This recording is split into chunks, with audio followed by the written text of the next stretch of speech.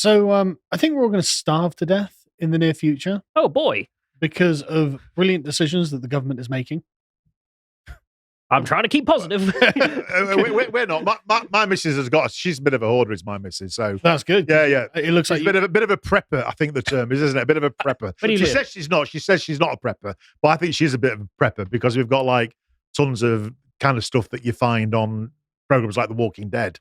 good because you may well need it. in the store cupboard. So I'm going to go through some things because there's a bit of a confluence of events happening at the moment in Britain, which don't seem to be good news. The first one is that we've had the wettest winter on record. And what this has done is left 135 of the quote, hydrological areas of Britain flooded. And so you've probably seen, if you've driven around the country, waterlogged fields. Now, waterlogged fields are actually not good because this means you can't plant crops in them. And if you do plant crops in them, the crops can't grow because the roots effectively drown. So we are told. It's so you're told. I know how farming works. I don't know how farming. All right. I've never Plant go in ground, food come out. Yeah, but I don't know the roots drown or anything. All right. Okay. I'm just saying that I'm not the source of that information. But this is a massive issue apparently. And at the beginning of this month, this was still a huge problem. And you get people like Peter Gardner here as a Norfolk farmer said, look, we don't know what to do. 80% of my grazing marshes with cattle went underwater in probably a 6 or 7 day period. Most of the arable land didn't flood, but it was too wet to do anything with. That's not great, right? Hi folks, sorry to interrupt the video, but I just want to direct your attention to the aesthetics range of merch that we have on the store. These are beautiful images that I think work really well as posters or mugs. So if you want to support us, going over to the merch store at shop.lotus.com is easily the best way other than signing up on the website. And so you've got other farmers who, again, this is just a month ago, one farmer called Henry Morton here said, look, I only got 25% of the winter crops planted this winter. Our yields, he says, are going to be appalling. Yeah. Which is not good, actually, when you think about it. Did you watch Clarkson's Farm? Yeah. It's a great series, and I think it's 2020 is when the first series is, and they had the same situation, the mass Yeah. This rain. is the worst that it's ever been. Yeah, I'm just saying that the thing that was surprising about that one that really opened your eyes to how bad it was. There was one guy, his entire farm was underwater. Yeah. And there's just his house in the middle. Yeah. It's just like, oh, one of he's the going problems that we have here, though, again, is Britain has always suffered weather. I mean, we are defined by our weather. Rain should not surprise us. But we used to have a thing called floodplains. Yeah. We used to have floodplains. And what's happened is that greedy developers have built upon them. That's what's happened. And so now there is nowhere for the water to go. You combine that with a lack of drainage, with the Environment Agency not doing their job. They're so busy LGBTQIing the countryside and calling it racist that they haven't bothered actually draining the drains. My wife is actually on the local council, and they don't spend the money they used to spend cleaning the drains. So drains becoming blocked is the problem, and is why so much of the water apparently isn't draining away. And so anyway, this is just bad, but it's something that we have made for ourselves. Again, this is the worst year ever for flooding, but that doesn't mean that it's inevitable that things are always flooded. This means that the crops are, of course, utterly decimated. And so it comes to British farmers making rational decisions considering the position that they're in. So, for example, the Mirror tells us that British farmers will plant 1 million less apple trees this year as the industry is ravaged by inflation, labor shortages, climate change, and cheap supermarket prices. And so landowners across the country are digging up their orchards as apple production becomes financially unviable. Apparently, they're going to, instead of planting between 1 and 1.5 million trees every year, they're just going to plant 500,000. And since then, they've cancelled a third of those. So you're going to have to get foreign apples in the supermarkets. So let's hope nothing happens to the supply chains, because that will be bad. So the government is doing everything they can to stop farmers growing food. Here's the Sustainable Farming Incentive Guidance. Now, you might say, well, what's this? Isn't sustainable farming a good idea? And it's like, look, we've lived here for 1,500 years and never had a problem growing things out of the ground. Why is it in the year of our Lord, this was 2022, the Conservative government rocks up with their experts and says, hey guys, I see you're not getting stuff out of the ground. No, that's not the problem. The problem is that this is actually a green scheme to try and take farmland out of usage by the farmers. So this is Stephen Holt gives this interview for the Times. But the point that they make is that these are going to be environmental schemes to take large areas of land out of food production. And so Stephen Holt is one of the farmers who signed up to it because he has no choice. Economically, he is being forced into a position where the only way to be able to continue to have this as a career is to accept the government money. And so he says, look, the huge danger in my view is there will be severe contraction in the domestic agricultural output. We are not helping, but we can't have the whole food system of the UK on our shoulders because everyone has to act in their individual best interest. Obviously. You can't be like, well, I'm just going to keep growing those apples because otherwise everyone's going to starve and I'll just go broke doing it. You can't do that, right? And then you've got the devolved governments. For example, Wales. Wales are making brilliant decisions. Welsh government, the local Welsh government, has decided that 20% of farming land must be forfeited for tree planting and wildlife habitation. So 1/5 of farmland in Wales is to be repurposed so that wildlife can live there.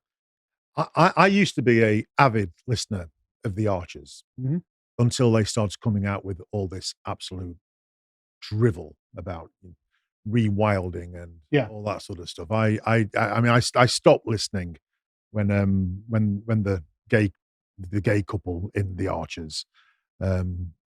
Nothing wrong with that, of course, but I had a real problem when they used one of their local agricultural workers, a Romanian woman, to rent her womb and have a baby. At that point, I was like, "This is just sick." Yeah, but the Archers has long been the BBC propaganda arm for this sort of nonsense, and I think it's done absolutely by design. I think that we don't need to believe in the horrendous climate change forecasts. We just need to look at what we've done to our floodplains, look at what we've done to our drainage systems, and then look at what and look at this absolute nonsense around a so-called green agenda, which stops British farmers actually growing food, the thing that they're good at. I mean, let's just take for the sake of the argument that climate change is exactly as they describe it to be. Okay, well, there are things we can do about it, and I don't think that repurposing a small amount of a fifth of Welsh farmland is going to stop climate change. I think that's going to be the thing. Finally, lads, we've saved the world. It's not going to change the Chinese pumping out God knows how much and blah, blah, blah, right? Well, the statistical reality is the UK produces less than 1% of global emissions. Yeah. So literally, if we wiped ourselves off the earth, nothing changes. Yeah. So in which case, the best thing we can do is actually just find ways to grow more food because we don't actually produce enough food to feed ourselves at any time. So why would we turn off 1/5 of the farmland in Wales? Possibly stop importing millions of people who also need food. Anyway, so as you can see, they're going to take 1/5 of the land in Wales, farmland in Wales, for tree planting and wildlife habitation, which is a fantastic idea. I mean, this critic here, this local parliamentarian there, says, well, look, once again, Labour's approach is top-down blanket rules, just like the 20-mile-an-hour speed limit mandate. So yeah, but how could it possibly go wrong? Well, turns out we've actually got a massive problem with just the sheer number of deer in this country. Nobody thought about this, but actually, okay, we've got deer. We don't hunt them, and we don't have any natural predators for them, at least not enough big cats yet. And this means that in the 1970s, there were 450,000. Now there are somewhere between 1.5 and 2 million. And so what this does is causes damage to crops, to woodlands, to trees, and et cetera, et cetera. So, okay, so the deer are going to also damage the crops. That's great. That's another thing on the scale of anti-food production. Not good. That's great. We go out and hunt them. Yeah, exactly. I mean, I'm all for us having like some sort of hunting season to cull the number of deer. I'd love to get venison in the supermarket. That'd be wonderful. I agree. But anyway, so what's the government doing? Well, it's actually just paying farmers to leave farming. You're a farmer? Want to get a lump sum payment from the government to get out of farming? It's good for the environment, you know? So that's actually not the rationale, as far as we can tell, because they don't actually give any rationale as to why you're doing this. But various farming websites will say things like, well, it seems that the government is trying to create a turnaround in the age of the farmers, because they're complaining that, well, the average age of a farmer is 60. We want to get more young people into farming. So if we pay the farmers to retire, then we can younger, quote, progressive farmers will be in occupation and control of the land. Like, okay. So they actually use the word progressive. They do. Oh, But no. what does this mean? I mean, is this about diversifying the farmland ownership in the United Kingdom? God bless Mugabe. Is the government actually going to be purchasing this farmland off of British farmers and giving it to immigrant farmers? I mean, what are they saying? Well, the United States already did. I mean, since Joe Biden came to office, we covered it at the time. They decided they were going to redistribute farmlands. They were going to buy some and then distribute it, and they were going to put people of color at the front of the queue, and they did. And even after the Supreme Court ruled it unconstitutional, it'd all been distributed already, so there was nothing they could do. It was like fantastic, not based on merit, just based on skin tone. We have a great example in Maoist China of what happens when. Let me stop you there because that's literally what I was about to get onto. Really? Yeah, we covered this a couple of years ago in Frank Dakota's fabulous series on China. If you want to see what central planning can do when it interferes with the food supply, well, actually, that's a great example. Have you tried not having dinner, lunch, or breakfast?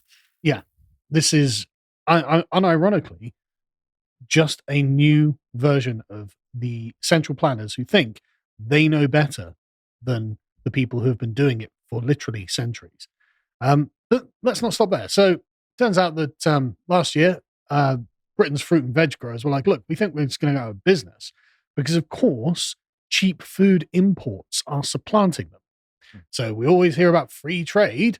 Well, there's a cost to it, actually, and this is one of them. Research done by a research firm found that 75% of those asked said that the treatment by supermarkets was one of their top concerns. As in, the supermarkets are saying, look, we're going to leverage the cheap goods that we're getting in from Spain or Argentina or wherever against the native British farmers. And so we're going to ruin you. And therefore, that makes them dependent on the government subsidies. And therefore, that gives the government leverage over and say, no, we want to turn your farmland into rewilding land. Don't you just want that retirement? It's all a cycle that they're trapped in.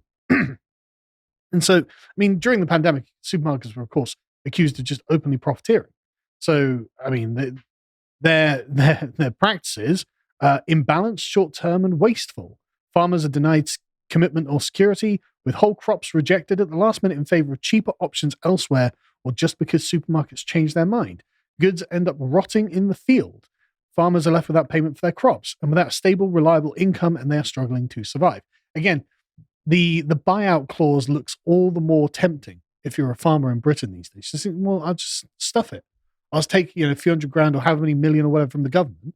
I'll just take the money, and then we'll just have the serf labor from the third world provide our food, and God help us if there's ever a supply chain interruption. Yeah, that's where we're at.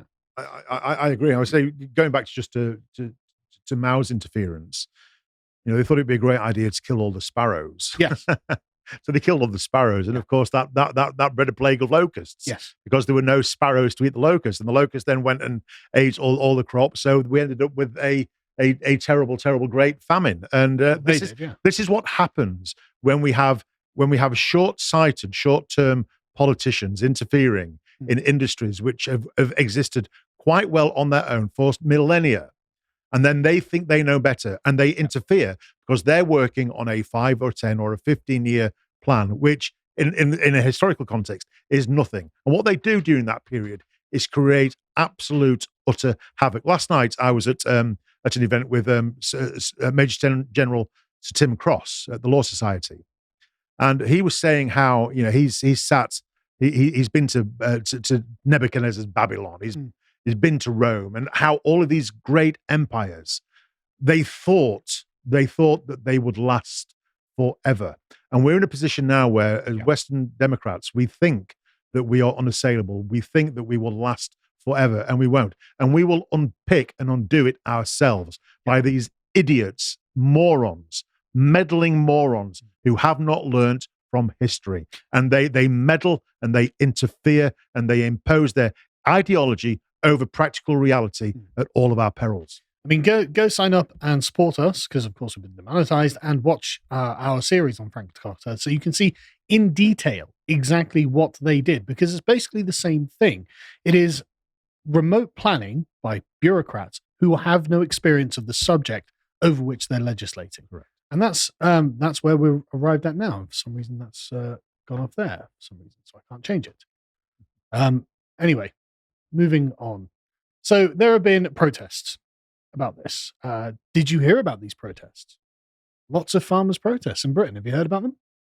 Well, I've heard about them again because my wife is very much on the pulse of all these sort of things. So, but no, not from the mainstream media. No. Yeah, no. I mean, you will find articles in the media, but it's just one article that's buried on like page 3 of the the local news section of that. So it never gets any traction.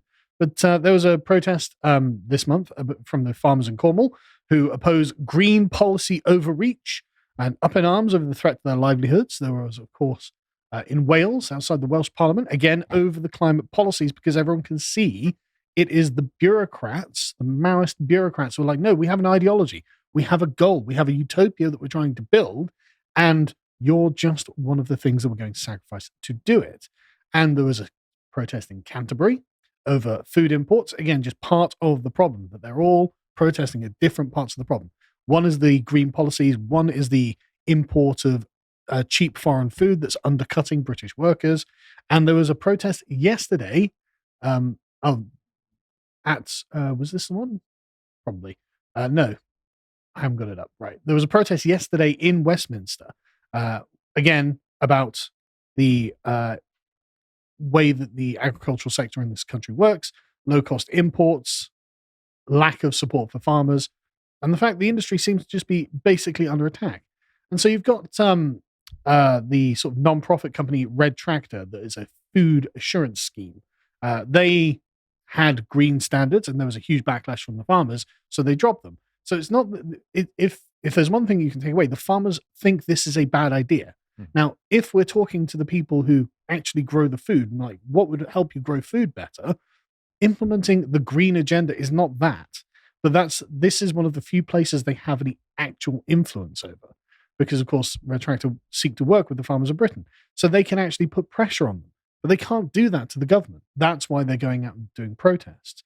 And so there is a campaign group that you might want to support. It's called No Farmers, No Food. And they are, of course, pointing out, hang on a second, we're doing real damage to the agriculture industry. And if you want to see them for latest updates, go follow them on Twitter. Just No Farms, No Food. Obviously, I completely support them. I would like food to be grown in Britain, even if it means we have to pay for a little more for it at the shops. And I don't think the government attacking the food industry in this country is actually a good idea. This is the James Melville initiative, isn't it? I think. I don't know. Yeah. Oh, no, you're right. Sorry. I thought you were talking about something else. Yes, the founder of the group is a chap called James Melville from Cornwall. Yes. But go support them. Hi, folks. Thanks for watching. If you'd like to support us, you can go to lotus.com and sign up for £5 a month, and go and join Calvin Robinson's Common Sense Crusade, which broadcasts live every Thursday afternoon. And if you want more updates from us, you can go to Twitter and follow us at lotuseaters_com.